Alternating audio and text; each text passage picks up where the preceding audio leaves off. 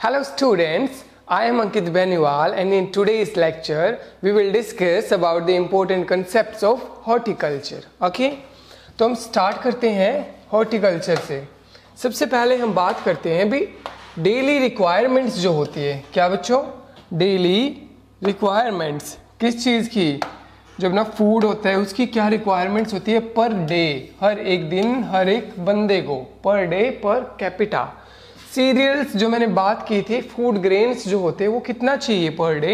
445 ग्राम। Vegetables जो अपनी सब्जियां हैं वो कितनी चाहिए? 300 ग्राम।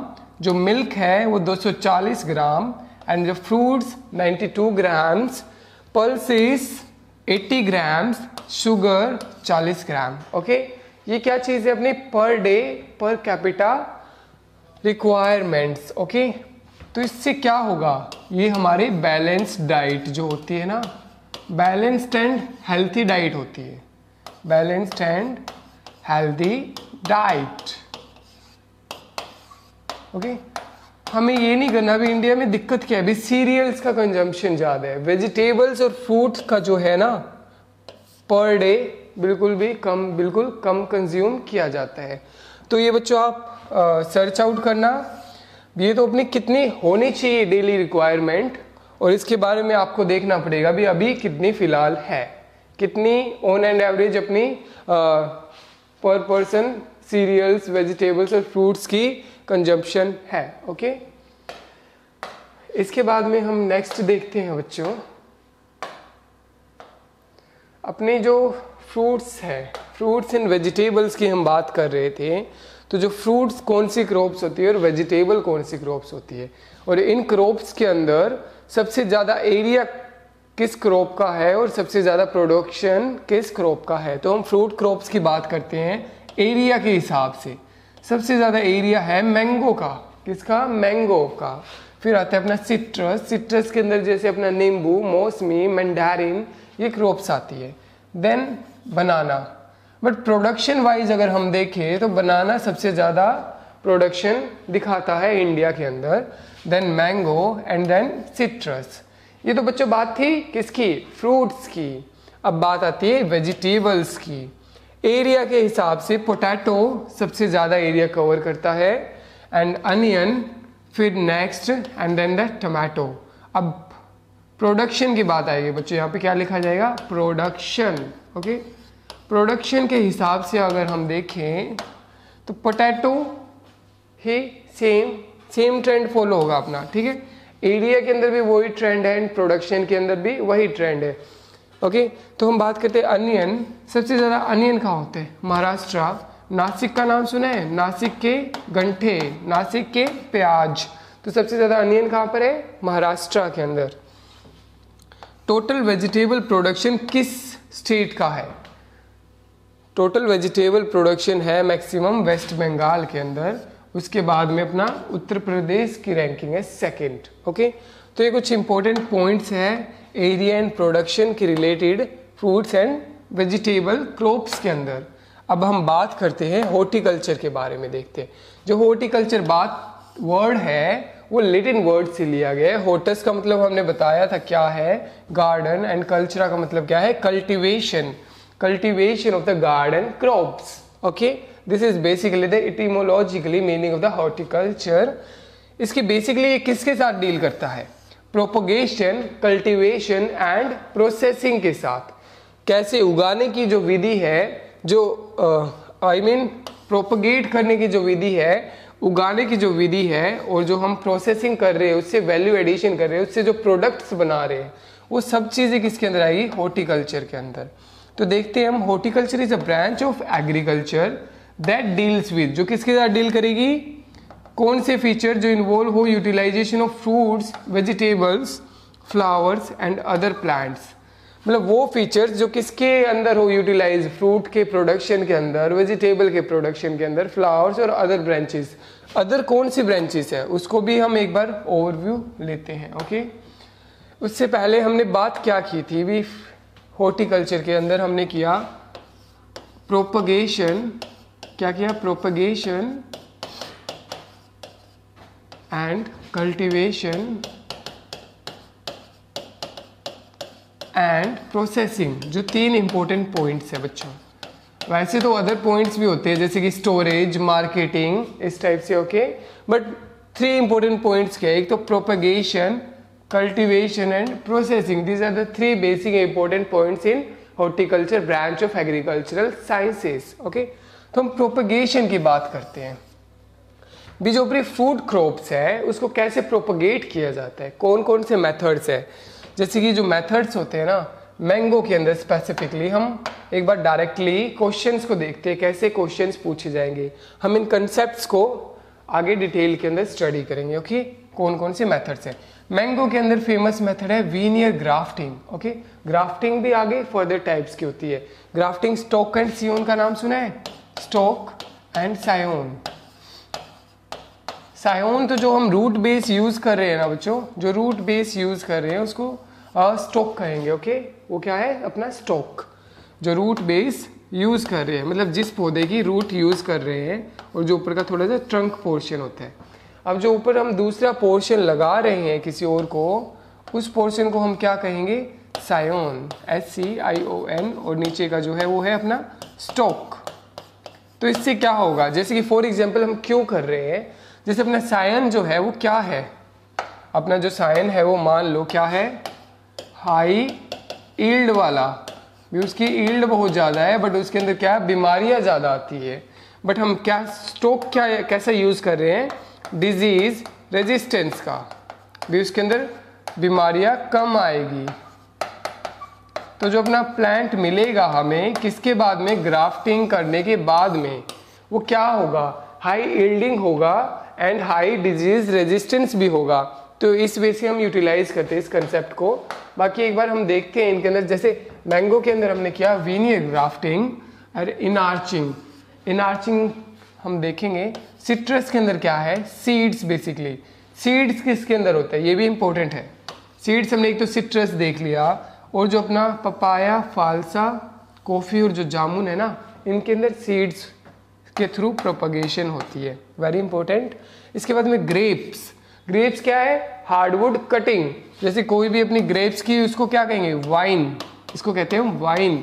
तो इसकी कटिंग करके हमने कहीं से कट कर लिया, कौन सा, हार्डवुड। वुड्स होते हैं हार्डवुड एंड सॉफ्टवुड। जो स्टार्टिंग से जो ट्रंक के आसपास से जो डालियाँ निकल रही है ना, उनको हार्डवुड कहेंगे, जो थोड़ी सी ब्राउनिश कलर की हो। सॉफ्टवुड किसको कहेंगे, जो लास्ट में जाके ग्रीनिश ब्रांचेस होती है, उसको हम सॉफ्टवुड कहेंगे। तो ग्रेप के अंदर क्या यूज करें हम, हार्डवुड कटिंग। पोमीग्रेनेट के अंदर हम यूज करें सिंपल कटिंग, या फिर एयर लेयरिंग के थ्रू भी किया जा सकता है। बच्चों एयर लेयरिंग क्या है, जैसे अपने पोमीग्रेनेट का प्लांट है तो इसके अंदर ऐसी डालियाँ निकली हुई है, ब्रांचेस निकली हुई है। तुम किसी एक ब्रांचेस पे कुछ सॉल्यूशन जो होता है वो डाल के उसको कवर अप कर देंगे। कैसा, हार्मोनल सॉल्यूशन डालेंगे कि उस ब्रांच के अंदर रूटिंग हो रही है, तो उसको हवा के अंदर ही हम बांध देंगे और उसके अंदर रूट्स डेवलप होने लग जाएगी। फिर इस ब्रांच को काट कर सोइल के अंदर हम इनकॉर्पोरेट सोइल के अंदर लगा देंगे, फिर ये ग्रो कर लेगी, क्योंकि इसके अंदर एक बार हमने रूट्स डेवलप करवा दिए। इसको क्या कहते हैं, एयर लेयरिंग। तो ये पोमीग्रेनेट के अंदर यूज की जा सकती है। टी के अंदर बच्चों सॉफ्टवुड कटिंग, मैंने बताया सॉफ्टवुड कटिंग क्या है। गुआवा के अंदर है माउंड लेयरिंग और स्टूलिंग, जिसको कह सकते हैं, ओके। बनाना लेयरिंग क्या होता है बच्चों, एक बार देख लेते हैं। लेयरिंग हम नेक्स्ट स्लाइड के अंदर इसको डिस्कस करेंगे अच्छे से। बनाना क्या होता है बच्चों, सक्कर्स के थ्रू प्रोपगेशन होती है डेट पाम की ऑफशूट्स के अंदर। तो बनाना एंड डेट पाम के अंदर क्या है, जैसे बनाना है, इसके यहाँ से नीचे से और निकलने लगते हैं छोटे छोटे बनाना के प्लांट्स, तो इसको हम क्या कहेंगे, suckers. In the same way date palm जो खजूर है, जो खजूर होता है अपना, उसके नीचे भी ऑफसेट्स निकलते हैं, उनको हम ऑफसेट्स कहेंगे। तो हम इसको निकाल कर और जगह प्रोपगेट कर सकते हैं। तो ये क्या हो गया, एक प्रोपगेशन का method. Next we talk about the strawberry. Strawberry के अंदर प्रोपगेशन होती है रनर्स। आंवला के अंदर इतना इंपॉर्टेंट नहीं है, बडिंग का मेथड यूज किया जाता है। एंड अपना नेक्स्ट आता है इंपॉर्टेंट बेर। बेर के अंदर क्या होता है, ring and T budding, okay.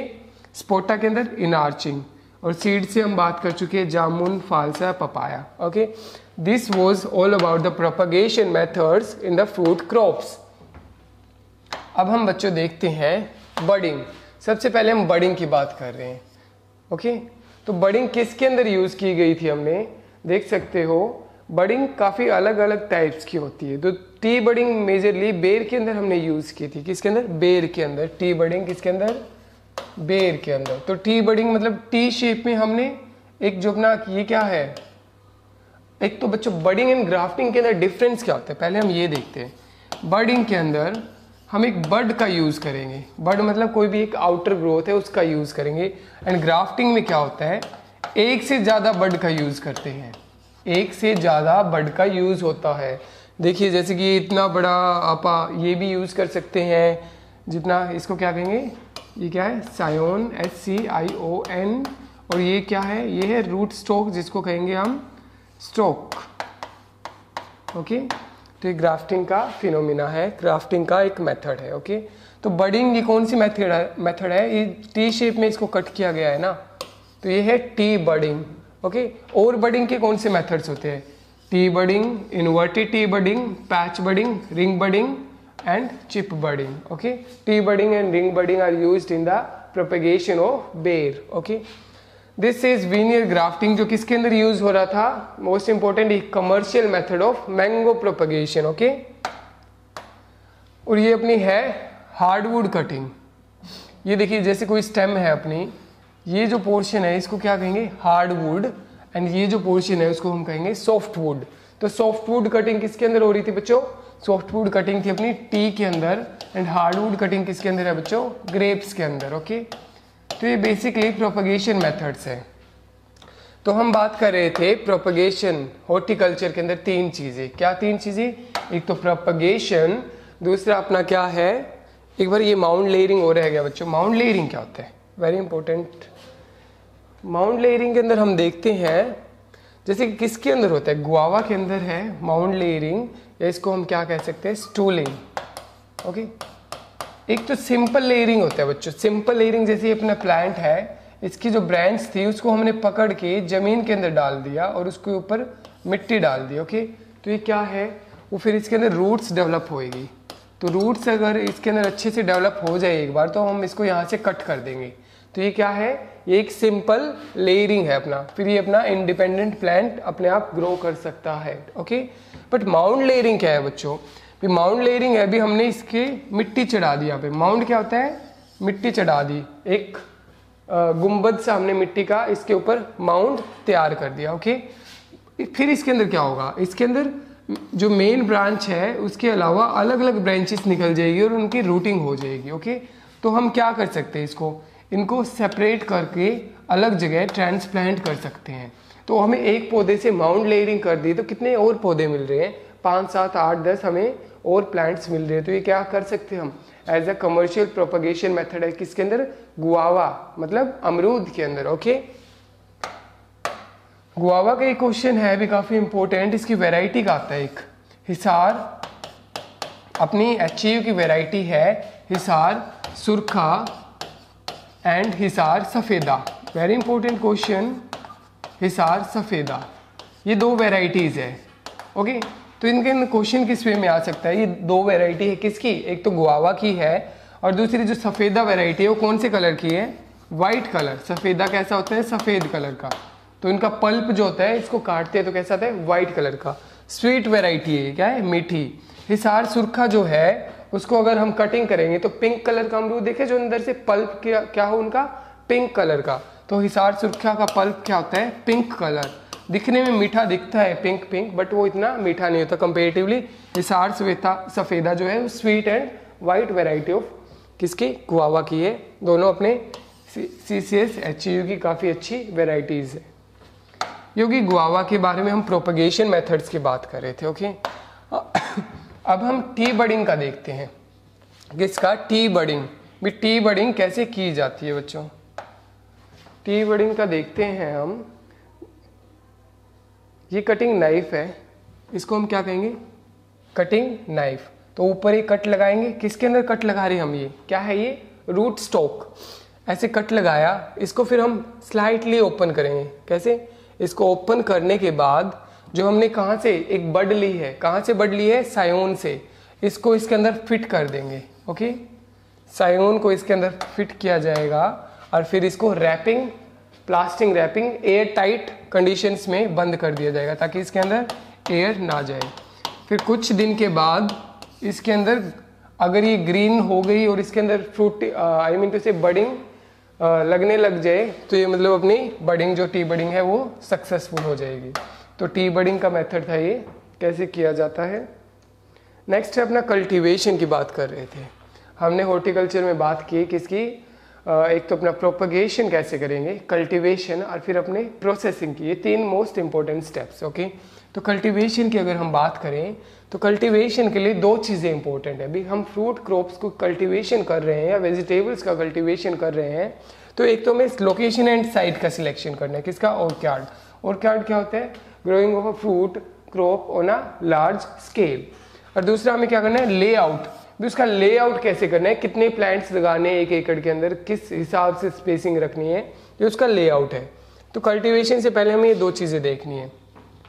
Location and site के अंदर हम क्या देखेंगे, अगर लैंड का स्लोप 5% से अगर ज़्यादा हो तो अपने और क्या डेवलपमेंट के लिए लैंड सुटेबल नहीं है। उसके लिए हम क्या कर सकते हैं, कंट्यूर फार्मिंग करते हैं। उसके अंदर मैंने बताया था बच्चों, कंट्यूर फार्मिंग हिली एरिया जो स्लोपी लैंड है जिनके अंदर ज़्यादा स्लोप है उनके अंदर कंट्यूर फार्मिंग्स की जाएगी। ओके, तो 5% से ज़्यादा हो तो और क्या डेवलपमेंट के लिए अच्छा नहीं है, क्या जो अपनी लैंड है।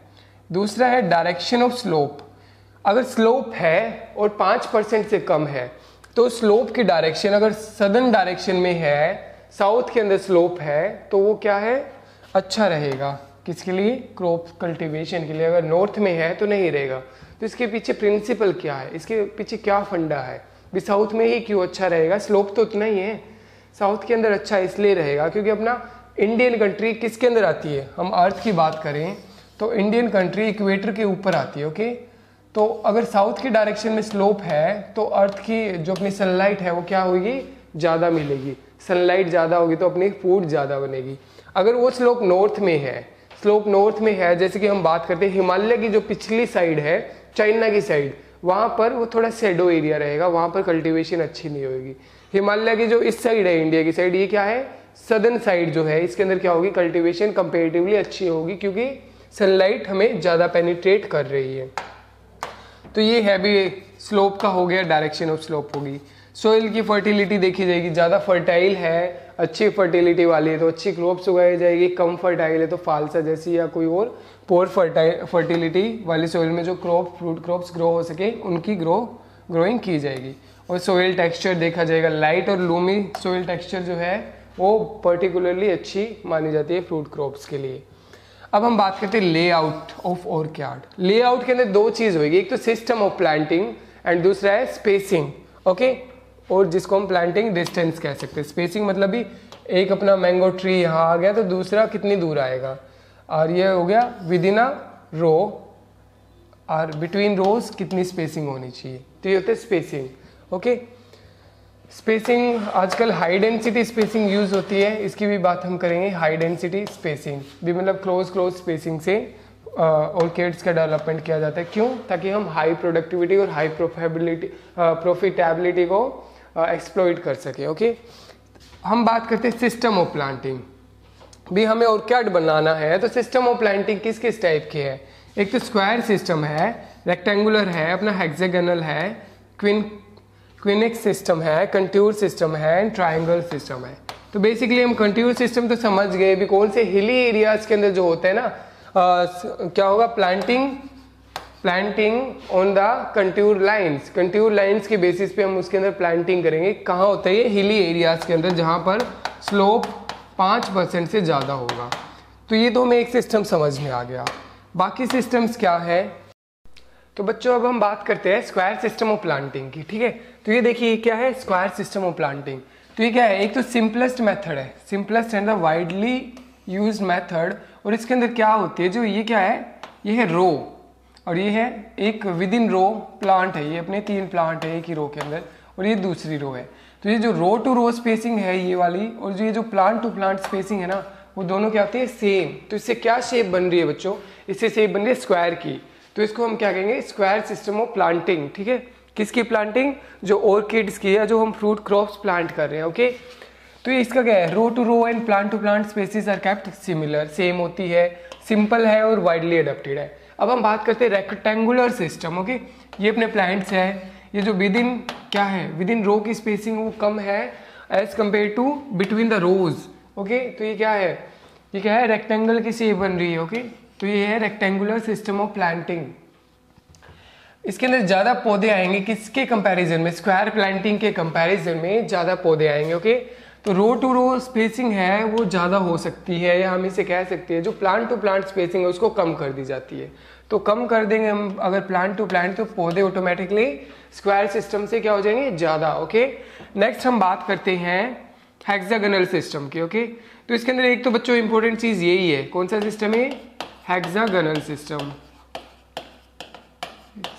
हेक्सागोनल सिस्टम के अंदर एक तो 15% प्लांट्स इंपॉर्टेंट है भी, 15% जो पौधे हैं वो ज्यादा है किससे, स्क्वायर सिस्टम से। ओके, इंटेंस है और डिफिकल्ट लेआउट है। तो देखिए बच्चों, इस ये हेक्सागन कैसे है, तो हम इसकी शेप देखते हैं, 1 2, ओके, फिर 3 4 5 और 6। ये शेप कैसी बन रही है बच्चों, 6 साइडेड जो शेप होती है वो क्या होती है, हेक्सागन। तो ये क्या है, हेक्सागोनल प्लांटिंग सिस्टम। ओके, तो इसके 15% प्लांट्स ज़्यादा आएंगे। ओके, क्योंकि हम इसको ये जैसे एक लाइन के अंदर नहीं है, हम इस स्पेस का जो बीच का स्पेस है, यहाँ का स्पेस है, उसको अच्छे से इनके अंदर यूज़ कर रहे हैं, तो इसलिए इसके अंदर जो अपनी डेंसिटी है वो ज़्यादा रहेगी। अब नेक्स्ट हम बात करते हैं क्विनेक्स सिस्टम की, क्विनेक्स सिस्टम ऑफ प्लांटिंग की। ये सिमिलर टू स्क्वायर सिस्टम है, बिल्कुल स्क्वायर सिस्टम के जैसे है, बट स्क्वायर सिस्टम में अगर हम बीच में एक और पौधा लगा दें, एक और प्लांट लगा दें, तो इसको हम क्विनेक्स सिस्टम कह देंगे। ओके, क्विनेक्स सिस्टम स्पेलिंग आप इसके अंदर देख सकते हो, क्या है इसकी, क्विनेक्स सिस्टम की बात कर रहे हैं हम। ओके, तो इसके अंदर ऑलमोस्ट 2 गुनी क्रॉप, क्या है, 2 गुना हम वो ले सकते हैं, कितना, plants, double number of plants can be planted in quincunx system. Similar है मैंने बताया स्क्वायर सिस्टम के, बट डिफरेंस ये कि एक एडिशनल प्लांट्स है ना, ये हमने बीच में ऐड कर दिए, इनके papaya, banana and phalsa add किए जा सकते हैं, फिलर्स। तो हम जो एडिशनल प्लांट है उसको क्या कहेंगे बच्चों, फिलर्स। ये इनको क्या कह रहे हैं, फिलर्स। तो इसका कंसेप्ट क्या है, ये हमारी यील्ड और प्रॉफिट को कैसे बढ़ा रहा है बच्चों। मान लो किसी ने ऑर्किड लगाया है, मौसमी का या फिर गुआवा का, तो गुआवा यील्ड कितने साल बाद देगा, 5 या 6 साल बाद अपनी इनिशियल यील्ड देनी स्टार्ट करेगा। तो उस 5 से साल तक, जब तक वो गुआवा का पौधा भी अभी छोटा है, बड़ा नहीं हुआ, तब तक हम उसके बीच की जो एरिया है, बीच का जो वो अपना एरिया है, उसके अंदर क्या लगाएंगे, शॉर्ट ड्यूरेशन फ्रूट क्रॉप्स, जिनको क्या कहते हैं, फिलर्स, जिसके कारण जो अपना प्लांटिंग जो प्लांट्स है वो क्या हो जाएंगे, ऑलमोस्ट डबल अमाउंट के हो जाएंगे। तो एक होता है अपना ट्रायंगुलर सिस्टम। ट्रायंगुलर सिस्टम सबसे ज्यादा कॉम्प्लिकेटेड है और हाई डेंसिटी प्लांटिंग के लिए यूज होता है। हाई डेंसिटी प्लांटिंग की अगर हम बात करें तो एक एग्जाम्पल याद रखना, मैंगो के अंदर अमरपाली वैरायटी जो है वो सबसे ज्यादा हाई डेंसिटी प्लांटिंग है। कितना होता है इनके अंदर, 2.5 मीटर इंटू 2.5 मीटर के दायरे पे सिर्फ जो आम का पेड़ होता है उसको उगाया जाता है। कौन सी वैरायटी है, अमरपाली। ओके, तो ट्रायंगुलर सिस्टम हम यूज करते हैं। हाई डेंसिटी प्लांटिंग क्या है, एक नया कंसेप्ट है जिसके अंदर हम बिल्कुल क्लोज फ्रूट ट्रीज को उगाते हैं। ओके, तो उनकी कैनोपी आपसी में भी एक दूसरे के आपस में भी घुल मिल जाती है। ओके, तो ये हमारे सिस्टम ऑफ प्लांटिंग थे। तो सिस्टम ऑफ प्लांटिंग में हमने देख लिया, उसके बाद हम बात करते हैं causes ऑफ कलर और bitterness in fruits and vegetables. Okay, तो ये कुछ इंपॉर्टेंट क्वेश्चंस, इंपॉर्टेंट पॉइंट्स है जो हम देखते हैं। जो पपाया होता है, पपीता, उसका येलो कलर किस वजह से होता है, कैरीजेंथिन की वजह से, कैरीजेंथिन की वजह से। एप्पल का रेड कलर किस वजह से होता है बच्चों, बेसिकली एंथोसाइनिन की वजह से। ओके, टमाटर का जो रेड कलर है वो होता है लाइकोपिन की वजह से। ओके, रेड कलर चिल्ली का कैप्सिथिन की वजह से।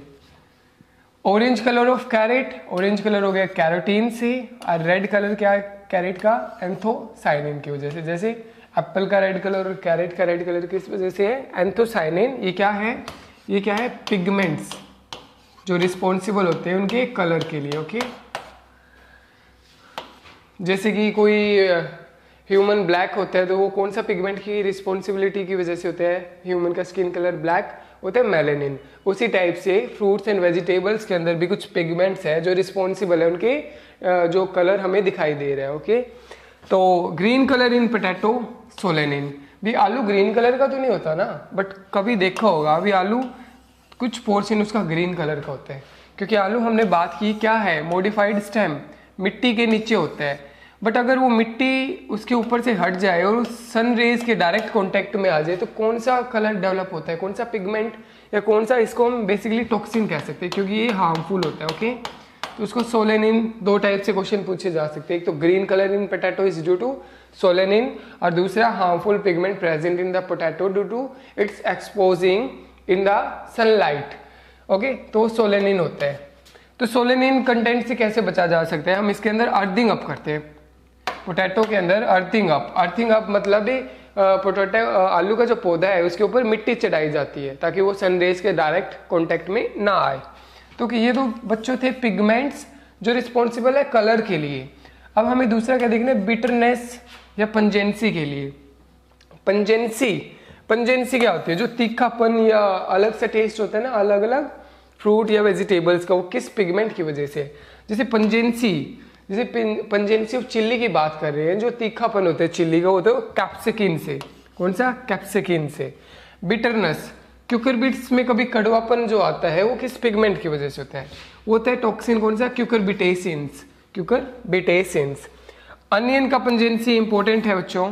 पंजेंसी जो है वो अनियन की, जिसकी वजह से मतलब ये आंखों से टीयर्स भी निकलने लगते हैं, वो किस केमिकल की वजह से, किस पिगमेंट की वजह से, वो है एलाइल प्रोपाइल डाइसल्फाइड। कौन सा पिगमेंट है, allyl dipropyl sulphide. Okay, pungency in mustard is because of glucosinolates. Okay, glucosinolates and pungency in garlic.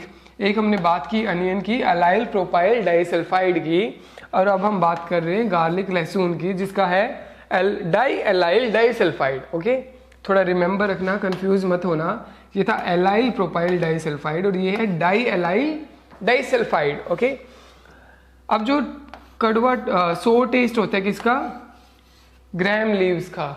जो चिकपी है अपना, जो चना है, चने की पत्तियों की जो चटनी बनती है उसके अंदर जो सोर टेस्ट आता है वो किस वजह से आता है, मैलिक एसिड की वजह से। बच्चों कौन सा एसिड है वो, मैलिक एसिड, या जिसको हम ऑक्सैलिक एसिड कह सकते हैं।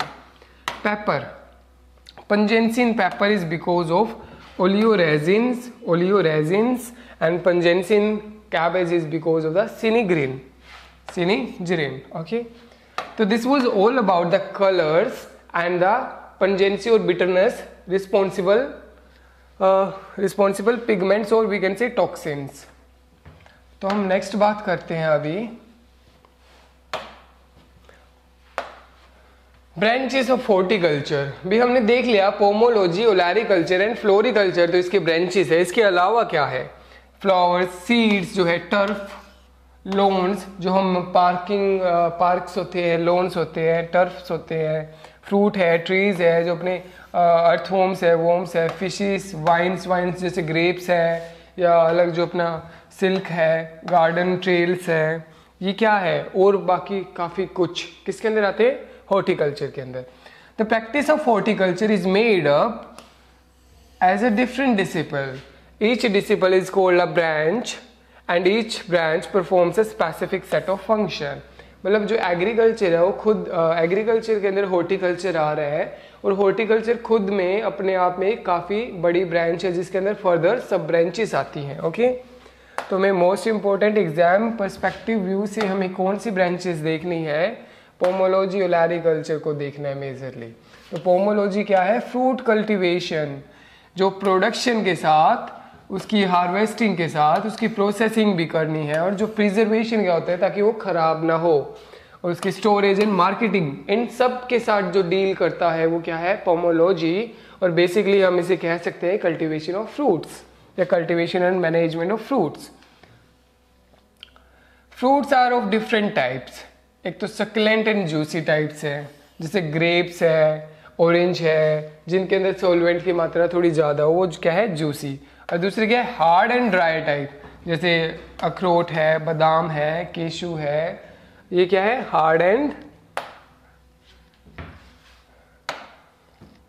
अब नेक्स्ट हम करते हैं फ्रूट्स को और किस वे में देखा जाता है। एक तो अपना मेजर फ्रूट्स हो गए, एक माइनर फ्रूट्स हो गए। मेजर फ्रूट्स जो वो है जो बेसिकली काफ़ी ज़्यादा मात्रा में उगाए जा रहे हैं, और माइनर फ्रूट्स जो कम एक्सप्लॉइटेड है, जैसे कि सपोता, वाटरमेलन, पपाया, इनका इतना मतलब भी कमर्शियली तो हम उगा रहे हैं बट ज़्यादा लार्ज स्केल पे कल्टीवेशन नहीं हो रही। जैसे ग्रेप्स है, एप्पल है, स्वीट ऑरेंजेस है, लेमन्स है, मैंगो, बनाना हमने बात की, और सिट्रस की हम बात कर रहे थे। एरिया और प्रोडक्शन में काफ़ी अच्छी खासी रैंकिंग है इनकी। तो ये क्या है अपने मेजर फ्रूट्स।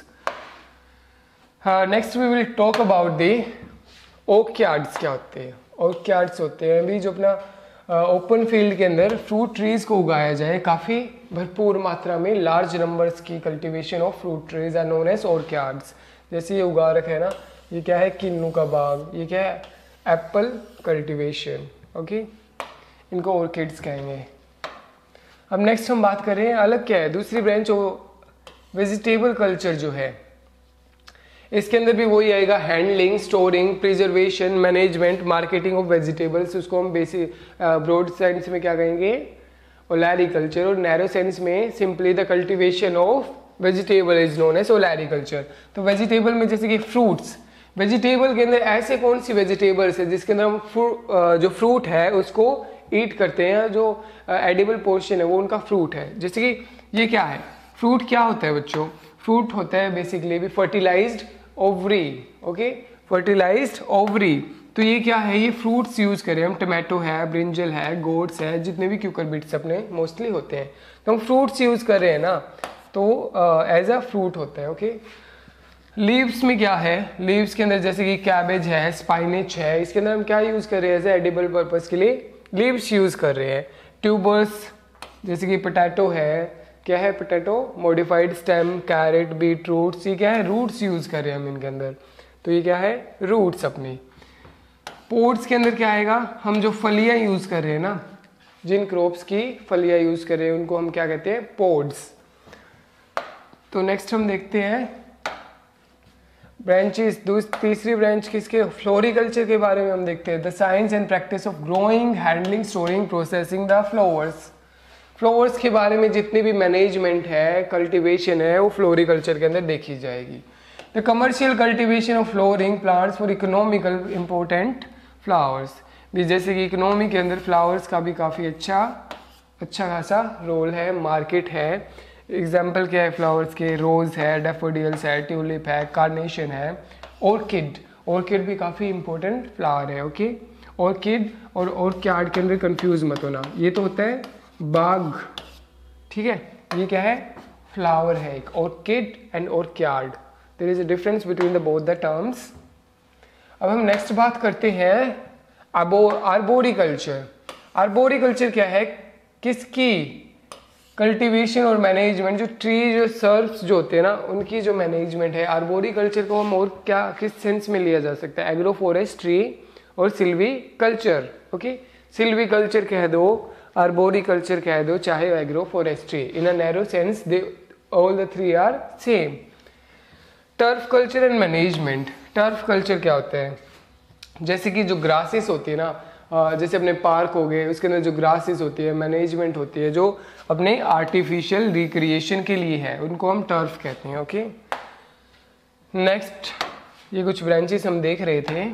अब हम नेक्स्ट बात करते हैं बच्चों ornamental landscape horticulture.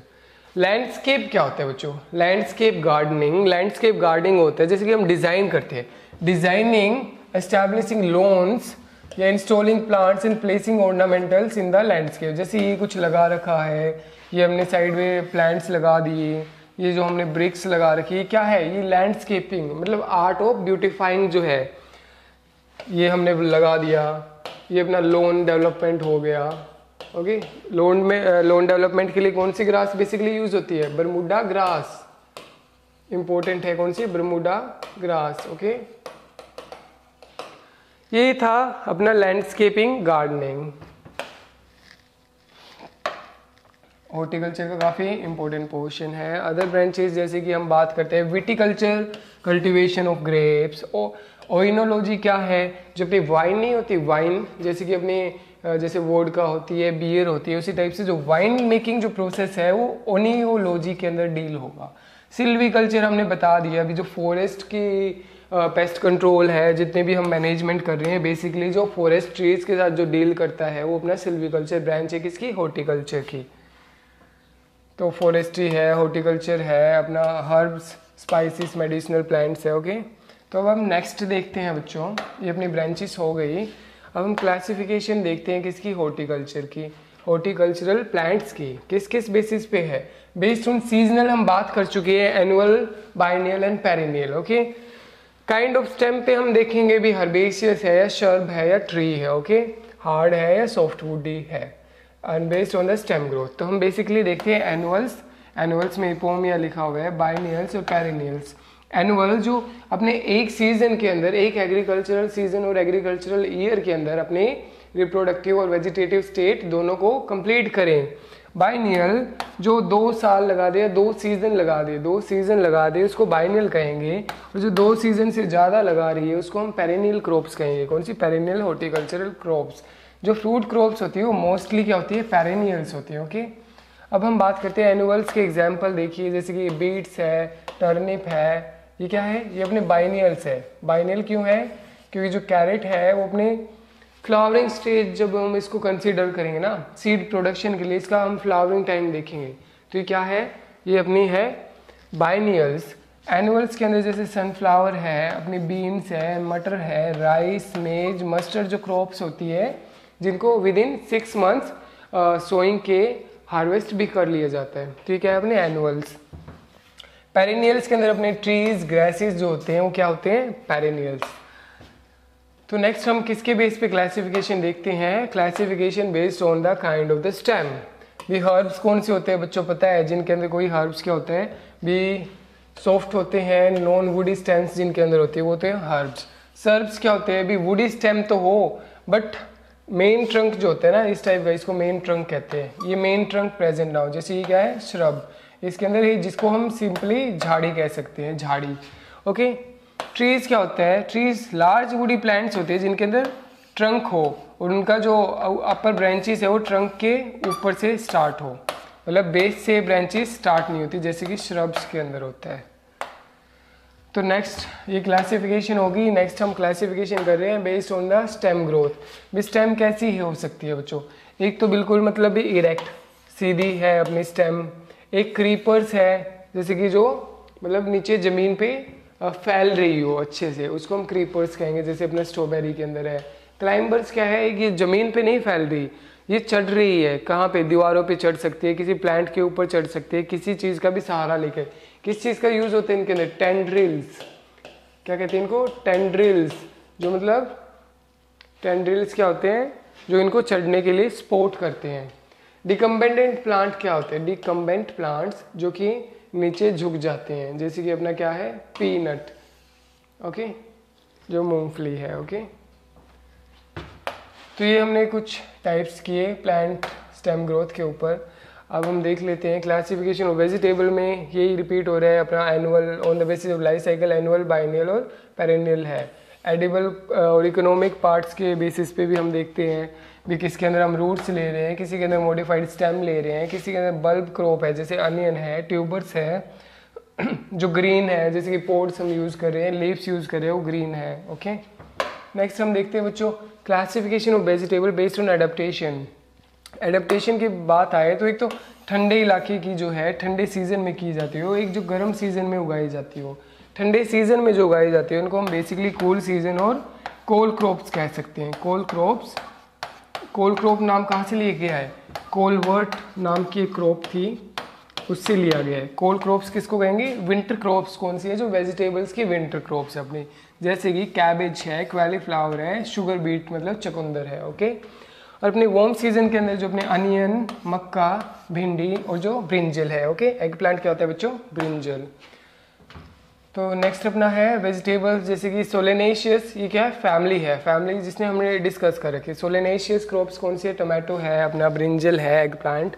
Wines, wines क्या होती है, pumpkin, cucumber, grey gourd, bitter gourd. And the cold crops are broccoli, orange. Okay students, this was all about the today's lecture. We will discuss the next upcoming topics in the next lectures. Thank you.